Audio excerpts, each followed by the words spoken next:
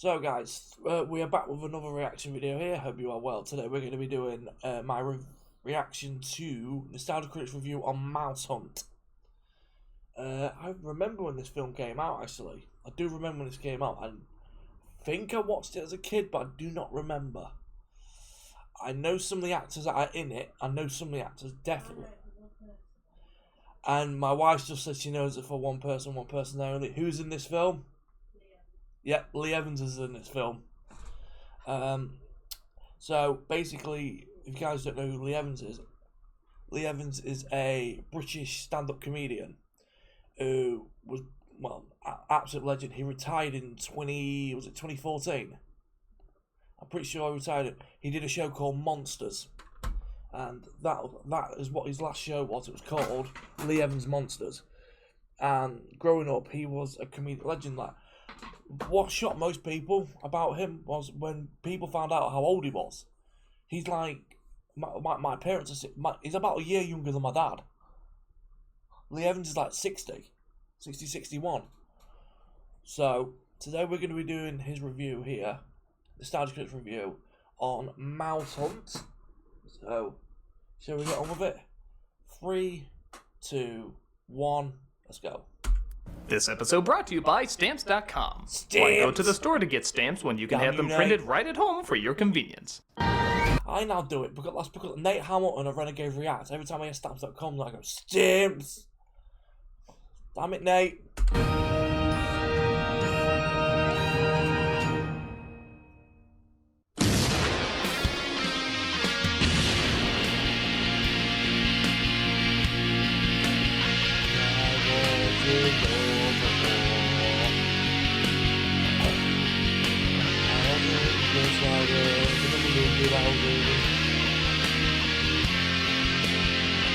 Because of the Nicolas Cage one we did a couple of years ago, that's what I keep doing every time I hear this song. Just go, Nicolas Cage. Oh.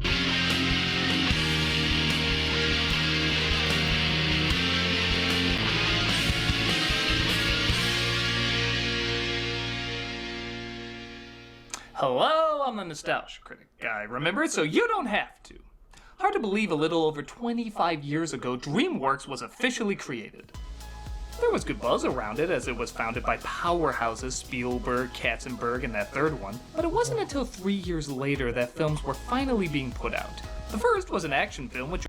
So the first film under DreamWorks was a film called Peacemaker with George Clooney and Nicole Kidman. That was the first film they did. George Clooney and Nicole Kidman. The second, an Oscar...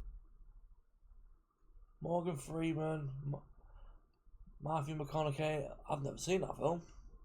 Good drama directed by Spielberg. And the third was a kids movie. So it was a kids film. Nathan Lane and Lee Evans. If you watch Lion King, you know who Nathan Lane is. Nathan Lane was the voice of Timon, I think.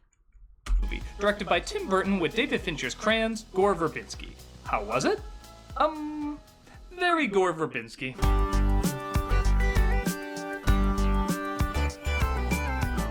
Mousehunt was a surprise hit at the box office, pulling in over $120 million internationally against a $38 million budget. It was a surprise not because a family film grabbed children's attention with a December release, that's pretty common, but because audiences didn't seem to know what to make of it. It was very ugly looking, but advertised as bright and colorful. It had a lot of slapstick, though some very uncomfortable moments too. While critics weren't that enthusiastic, audiences were a little less. Ooh. So, it's got a 42% on Rotten Tomatoes, and audience score 49, so it's literally 50-50 split, basically. That's not enthusiastic. To this day, whenever I bring the film up, most people don't really know how to react to it. Well, that's why I'm here. To verbalize your thoughts on this movie and shame you if you in any way disagree. This is the way. So let's go back to more innocent times before a Verbinski family production meant hanging little boys in the first few minutes. Class. This is Mousehunt. I don't even know what film that was. Was that? If I could guess what that looked like, Pirates of the Caribbean, but I don't know Pirates. If you did Pirates of the Caribbean, Gore Verbinski. I haven't got a clue. Let me know in the comments, guys, what film that was. I haven't got a clue what film that was. The film opens with a profound quote. I mean, we were all A world without string is chaos. thinking it, but finally somebody said it! We start off with a funeral, so again, not a huge difference to how he gets things going, as it looks like Rudolph Smuntz is the man who died. He's played by William Hickey. In fact, this is the last film he ever worked on. And boy, do they know how to pay a man proper respect. I'm sorry!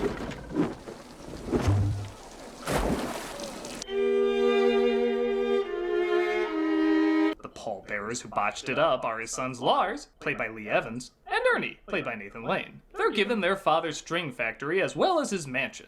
It seems the previous owner was found locked in a trunk in the attic. So the actor who plays the dad, he literally just said this was actually his last role before he died. And he died in the film, so that's quite eerie, isn't it? Jeff Dunham worked with puppets so long he eventually put himself away.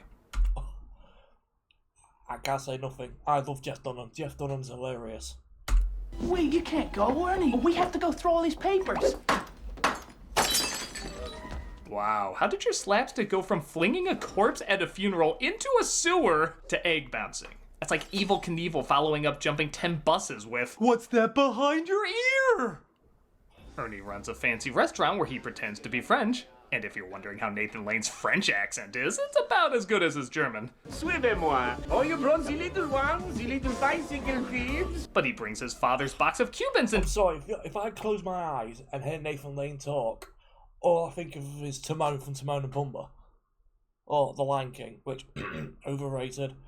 to the kitchen because every chef knows that's sanitary as fuck, and a cockroach gets loose. Chef Ernie, how does it feel to be serving the mayor on the eve of his campaign re-election? Wonderful! I have prepared a meal of custard pies, seltzer water, and the finest in flaming and very sharp foods. Now kindly have a seat next to my anvil collection. The mayor eats the head of the cockroach, resulting in my favorite shot in the movie. That's the look of my party's leader, so what? Thus, the mayor kicks the bucket and the restaurant closes. Lars is given an offer to sell off the factory, but a piece of string in his pocket sets off a memory. It's been in my pocket for 60 years. Yeah, maybe it would bring you closer together. Yeah, Lord knows I've been in enough duos. When am I gonna star in my own movie? His father asked, Oh, yeah. He was... Oh, what's the name of the... I forgot. He was the cat in Stuart Little as well, wasn't he? What was the name of the cat in Stuart Little? Snowball. That was it Snowball? Snowbell? Yeah. I thought it was. Sorry. Wife's in the Rover own playing Assassin's Creed Valhalla. Lars not to sell the factory, so he turns down the offer. His wife gets pissed and decides to break up with him. That's all you've ever had or planned. Please, April, don't go. I'm not going anywhere. So you may pick out the best jokes in this movie are the insanely mean ones, and the worst jokes leave room for the Fuller House laugh track. Yeah, I was on top once too. But there's only one way to go from there, and that's down, baby.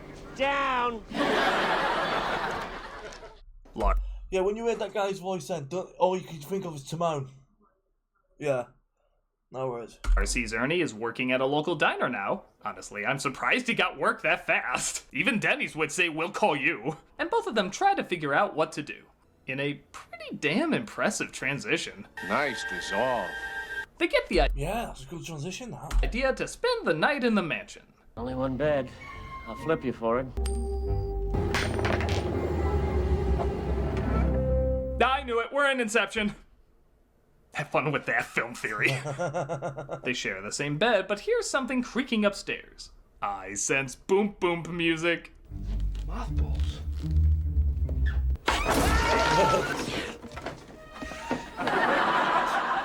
That's pretty white.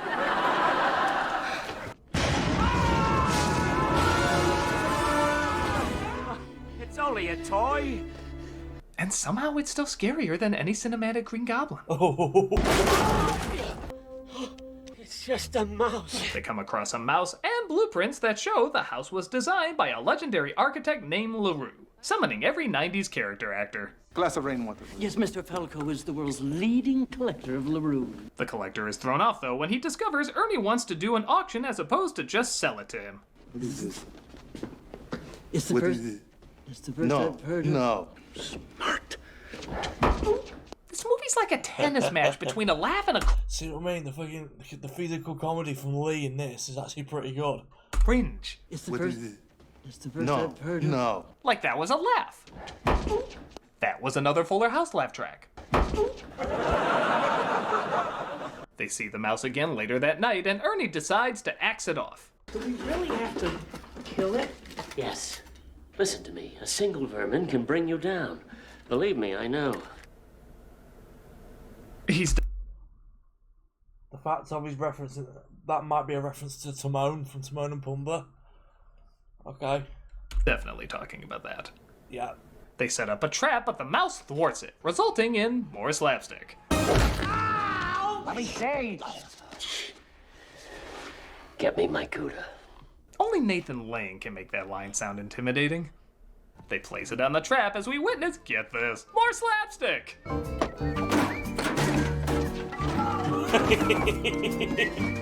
So here's the thing about slapstick. It's usually the funniest when either something major is on the line, or it looks really painful. Making errors fixing up a house isn't that big a stake. I mean, they still have time to repair it. And the physicality is either done off-screen, or it just doesn't look like it hurts that much. At least when you compare how many times the same shtick has been done. But something like seeing the mouse sleep in a bed and then his home is violently invaded is pretty funny. His nap is interrupted, his home is being obliterated, his life is intensely threatened. But to the brothers, it's just redecorating. So every time I get excited for a good setup like this, I roll my eyes when I see a bathtub thrown into the mix. I bet no one's gonna be riding that soon.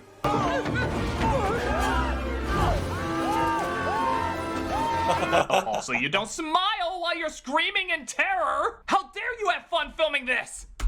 So yeah, there was a mistake there. It wasn't Lee who did the mistake. It was Nathan Lane. He was laughing. If you're going down a like flight of stairs and you're falling down and you're in a bathtub, you'd be screaming in pain because you'd be screaming, going, "Oh no, I'm gonna get hurt! I'm gonna get hurt!" He's not. He's literally smiling. I agree with Doug on that one. They set up a ton more traps, but wouldn't you know it, their escape route won't open, and the mouse doesn't set off any of them. At least not while he's down there. Oh no, they're heading towards us! Let's roll into them! Oh! They try using a vacuum to get him, but accidentally get the sewage line instead. Poop is a physical fart.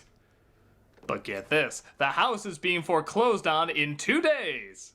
Kinda odd they didn't receive more reminders about that. What was their secretary, Jennifer Connelly? But who cares? Mouse! That clearly takes #1 priority. So they go to the pound and, yeah, let's get mean again. Let's get Gore Verbinski mean.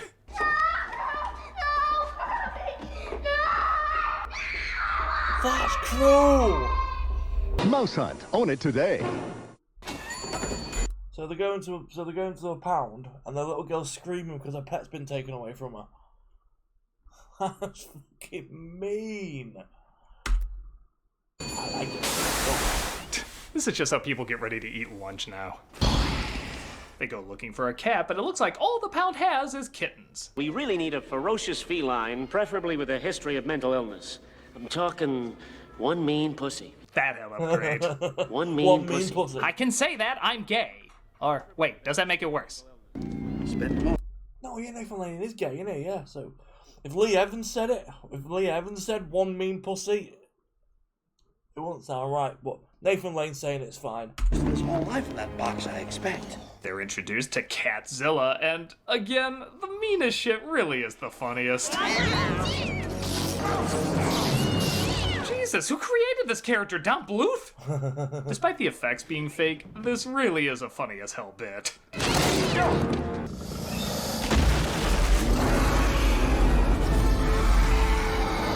I'm so glad they released the Snyder cut of the Tom and Jerry movie. The mouse, of course, outsmarts the feline, and they finally call a creepy exterminator, played by... Oh, who else could play this part in 1997? You got asbestos, all right. I bet it's up in the ceiling, mostly. Shouldn't take me more than a day or two to remove it. Can't tell if he's tricky. Don't get me wrong, I love Lee Evans. Lee Evans is my favourite actor in this film because I'm a fan of his comedy. But fucking hell, Walken's a close second. The mouse, or if this is just a normal walk-in performance. Normal people are not psychologically equipped to catch mice. You have to get inside their mind. Fuck Deer Hunter, this is the most believable performance he's ever played! They tell the workers they have to delay their paychecks, causing them to go on strike, leaving Lars to do literally the heavy lifting. Dude, is this string making or Skynet? He gets several threads stuck in the machines while Walken continues to hunt for bears. I mean mice. It's the same character. Defecating dining room. Oh, for fuck's sake. A slight calcium deficiency. It's gonna sound weird, but I honestly thought Christopher Walken eating mouse shit would be a lot more entertaining. Still fucking bizarre, but not that entertaining.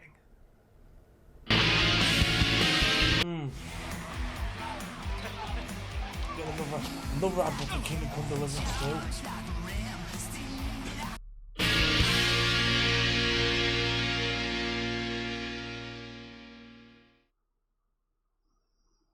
What's an advert?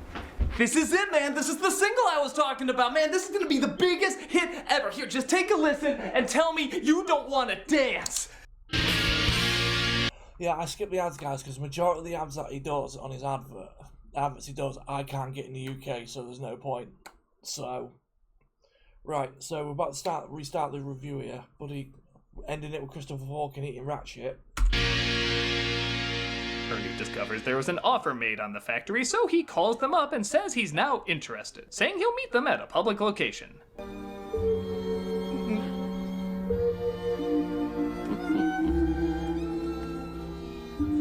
Ladies, have you got your gaydars crossed? He loses his hat and chases it, getting hit by a car. While back at the office, Lars's wife finds out about him inheriting the valuable house. You look like you could use some warming up. I thought I could die without seeing William Hickey's cum face. Thank God Mousehunt was there to provide me that opportunity. Clothes on. Back at the mansion, the mouse hooks Walken's cord to the van, causing him to get dragged all throughout the house. The classic routine.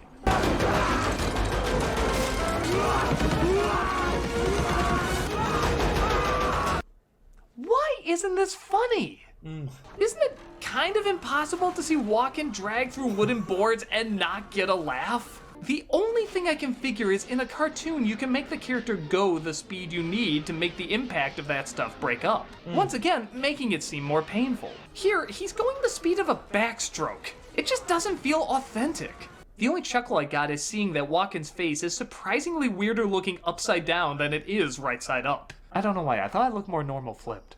Yeah. Ernie finds out Lars's wife gave them the money needed to keep the house as well as her clothes because, I don't know, we gotta hit every screwball comedy cliche. Time for Walken's what the fuck line of the movie.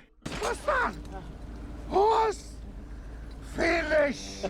I won't eat it! I'm going to repeat that because you deserve to know if he said what you think he said. What's that? Horse? Finish! Yeah. I won't eat it! All I can say is Catch Me If You Can would be a very different movie if that was the opening speech. What's that? Horse? Finish! I won't eat it! How is that not a bumper sticker? Everybody would get it! But wait, it gets funnier. Walken's recorder is left when they found him, of course, locked in a trunk in the attic. What is that?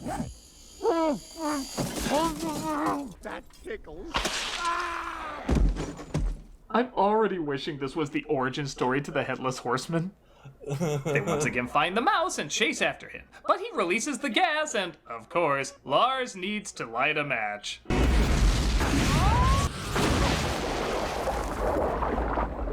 Okay, shit!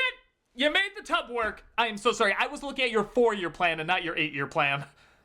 In a scene so funny, I actually found myself crying from laughter. The two of them explain what happened, but only through whimpering grunts. They are so traumatized they can't even form words.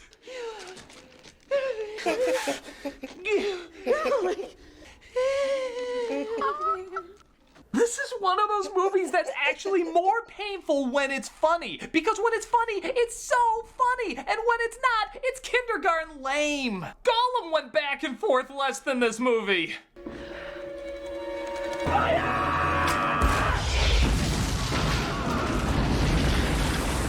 Well, I already know the ending.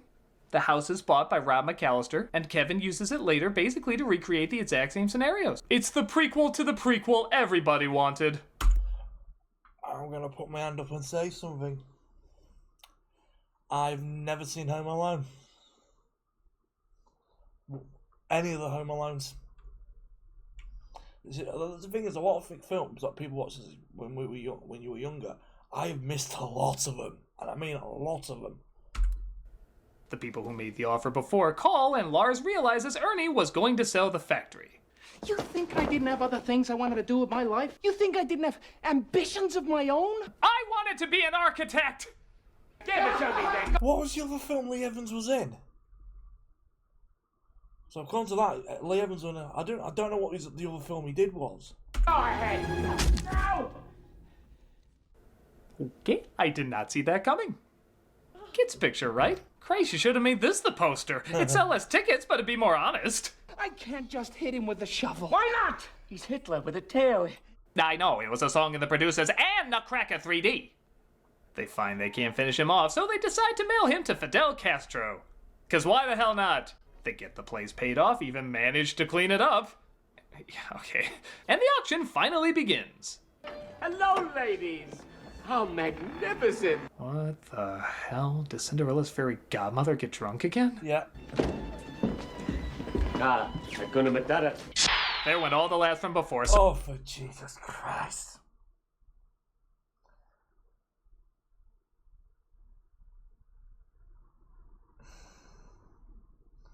Yeah, that one moment kills it. You get Nathan Lane says to an Arab person whilst in that party, and turn around and says Hakuna Matata. Sorry, that one joke canceled them all out. But it looks like the mouse was mailed back. I mean, is that surprising? Did Castro have a mouse fetish? I never got this. And he, of course, crashes the auction. No matter what happens, keep going. That was the first thing they said on set every day. Hey, DreamWorks, doing your first kids movie? Be sure to put this in. It'll age great. Advance and $2 million. Hey! Nobody cares or notices. Must be a Hollywood party. Wait. Now, may I hear $4 million? Yeah. $4 million. That's exactly the face Nathan Lane would make in this scenario. Yep, he's on the rebound. $6 million. The bidding stands at $6 million. A cigarette lights a lady's hair on fire. They try flooding the mouse out of the hole, filling the room with water in a matter of seconds, causing the house to collapse, because physics. But a heavenly light drops their father's string on them. Oh no, movie, please don't do this. You were so beautifully mean-spirited. And they drive to the factory, which suddenly starts operating. It's cheese. So they transform the string factory into a cheese factory, because that's naturally where the story should go. I really want to talk to you about is expansion and marketing. You should be our spokesperson. I know some people who used a mouse as a spokesperson, and it seemed to work out pretty well. We'll be stealing their ideas for a few years, in fact. It's almost like one... So, after all that, the mouse doesn't die, and they turn the string factory into a string cheese factory. Okay, if it makes money, do it. One of our big players worked for them. Yeah, that picture's haunted.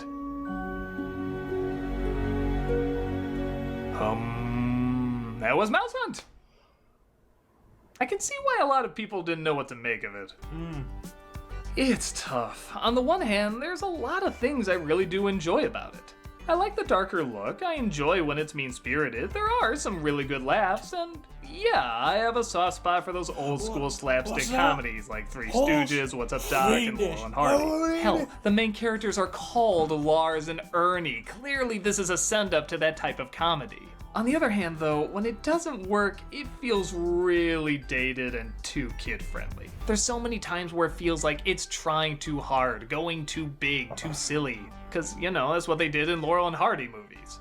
But when it's not trying too hard, it hits just the right notes. I guess that's a better problem to have, somebody trying too hard as opposed to not hard enough. I think when that happens, the film is more likely to leave a bigger impact. So I guess it depends on your mood. If you're in a forgiving nature, you'll find some really solid laughs and clever scenes. But if you're looking for something more cynical and modern, this isn't the flick to check out. I guess I'm glad I saw it. I mean, I feel like this was written as a run-of-the-mill children's flick, but Gore Verbinski's direction helped give it a darker, but also timeless look that elevated it a bit.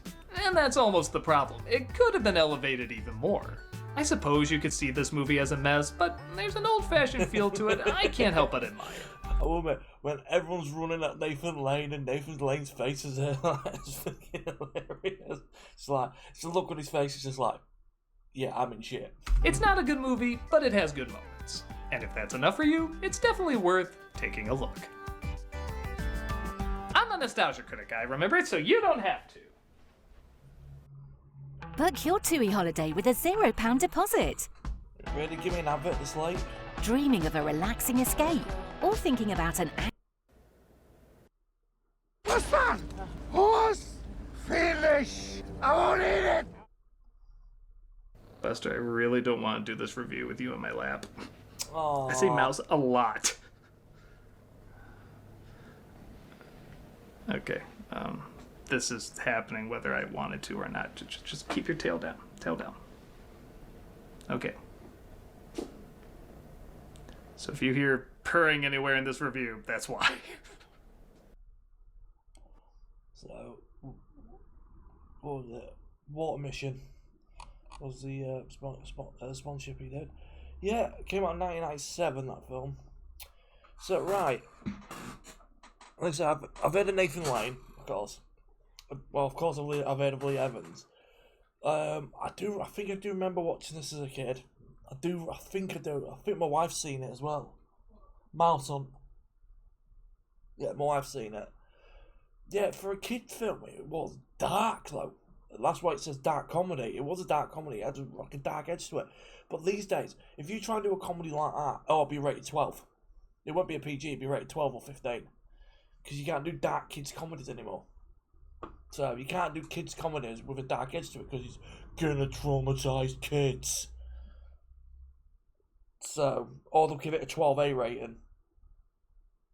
So, anyway, guys, let me know in the comments below if you have seen this film. I just realised that is a really awkward picture to pause on Doug then.